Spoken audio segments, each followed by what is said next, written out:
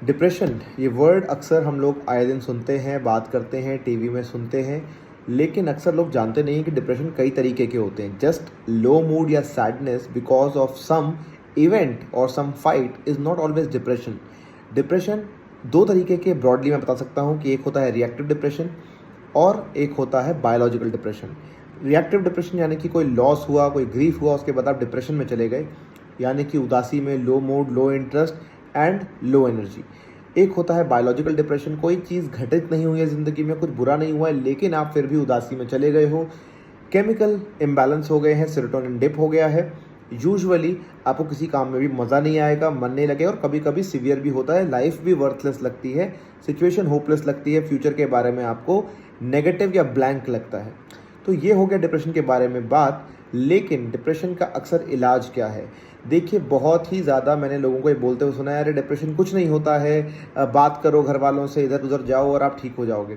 हमेशा ऐसा पॉसिबल नहीं है। लो मूड में अगर आप कोई पहुंच गए हो तो वहाँ से भले ही आप बात करके दोस्तों या फैमिली से निकल जाओ, लेकिन जब आप क्लिनिकली सिग्निफिकेंट डिप्रेशन में चले गए हो, 2 हफ्ते हो चुके हैं प्लस 2 हफ्ते से ऊपर जा रहा है आपका ये mood, low energy, lack of interest, और अगर कहीं ना कहीं आपको डेथ रिलेटेड थॉट्स भी आ रहे हैं, तो याद रखिए, प्लीज़ कंसल्ट अ साइकाट्रिस्ट और टेक थेरेपी, क्योंकि दोनों ही चीज़ें इंपॉर्टेंट है depending on the severity of your problem.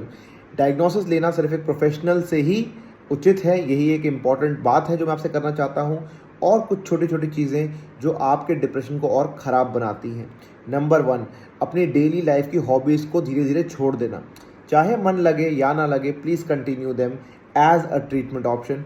Also किसी से भी बात ना करना, खुद को आइसोलेट कर लेना, विड्रू रखना, कमरे के अंदर खुद को बंद कर लेना और बहुत ही कम स्टेप आउट करना, ये भी एक मिस्टेक है। फिर सनलाइट में ना जाना, 24 घंटे बेड या सोफे पे बैठे रहना। आई नो लेथार्जी एंड फैटिगेबिलिटी आपको हो रही है, लेकिन फिर भी ट्राई करें कि 5-10 मिनट धूप में ज़रूर बैठें, वॉक करें अगर हो सकता है तो, या माइल्ड एक्सरसाइजेज भी कर सकते हैं। उसके अलावा आप ये बिल्कुल ना करें कि आप अपने आप को अपनी ज़िंदगी के जो इम्पॉर्टेंट टास्क हैं, जैसे कि नहाना धोना, खाना पीना और टाइम से सोना और उठना, इनसे भी वंचित रखें। ये डिप्रेशन को बढ़ाने वाले काम हैं, ये डिप्रेशन में हेल्प नहीं करेंगे आपकी। रैदर आप सपोर्ट सीख करिए, अपना एक शेड्यूल बनाइए, रूटीन में वापस आइए, धीरे धीरे आपकी एनर्जी आ जाएगी। आपकी एनर्जी के बेसिस पे ही आपका शेड्यूल बना जाएगा तो ज़्यादा बेटर है। कभी कभी मैं देखता हूँ कि कुछ लोग आपको एक्सटेंसिव शेड्यूल बना के देते हैं, पूरे दिन का शेड्यूल आपका, हर आवर का। एक्चुअली आपके अंदर एनर्जी भी तो होनी चाहिए उतनी। तो एक थेरेपिस्ट आपके एनर्जी के लेवल के हिसाब से ही आपके लिए शेड्यूलिंग करता है और उसके बाद आपको मोटिवेट भी करता है धीरे धीरे आगे बढ़ने के लिए।